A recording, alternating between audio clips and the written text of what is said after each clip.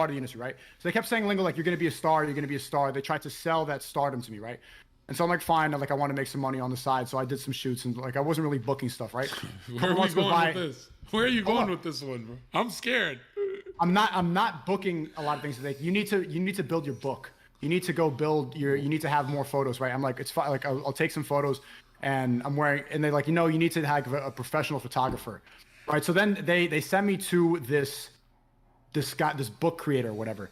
And I was just watching Eyes Wide Shut. And it's a similar thing. Like drugs will open up a portal. And that scene in Eyes Wide Shut when Tom Cruise and Nicole Kidman are having that argument when she starts saying that she wants to go fuck the naval officer right before she's smoking weed. And then they have all these demonic conversations. That's when everything opens up. So they send me to this photographer. He's in Harlem. He's smoking weed, right? It's in the middle of the day. It's like 9 a.m. I have a video to do later, so I'm going to stop in and do the shoot. And I see the entire table laid out. And I see the entire wardrobe that he has. There's dresses, there's bras, there's women's jewelry, there's like just all these fruity stuff, feathers, all this stuff. And he's like, he's offering me weed. And I said, no, I don't want to do it. And we walk outside and he sets up the giant, the white backdrop and all this stuff. And he says, put on a dress. I'm like, no, I don't want to do that. Like, whoa, he said it like that? He said like, put on this dress. And then I'm like, I'm not comfortable doing it. And like, okay, that's fine. And they're like, let's find a new spot. So we pack up the whole thing, the white stuff. And we go to a different side of the park. He's like trying to see if I'm going to become comfortable with it. He says like, put on this feather thing. I'm like, I'm not wearing that. Like, I'm not going to do that. And then my agent calls me. It's like, you're giving him a hard time. Like, what's going on? You need to build your book. Like you said, you need to make more money. Like you need to build your book. I'm like, fine. So he gives me like this corset thing. This picture's like all over the internet. He's wearing this. I'm sure you've seen it. It's like this thing, whatever. It's this white thing. Put it on, and then take some pictures. It's like goes in Vogue and this stuff. And then he tells me like he wants me to.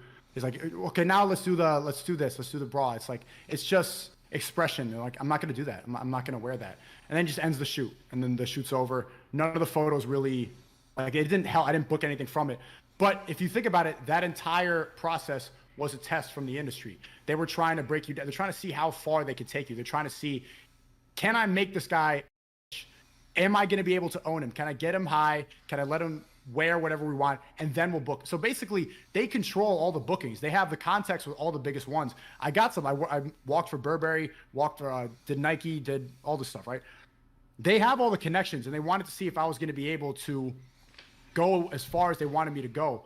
And I said no. Like, of course, I wore some stuff, and I'm like, I didn't really like think about it that far, but that's what all of that was a humiliation ritual. All of that was a test to see if once they get those pictures, once they get you like that, you can't really come back from that. You've sold a part of your principles. You sold a part of what you said you wouldn't do.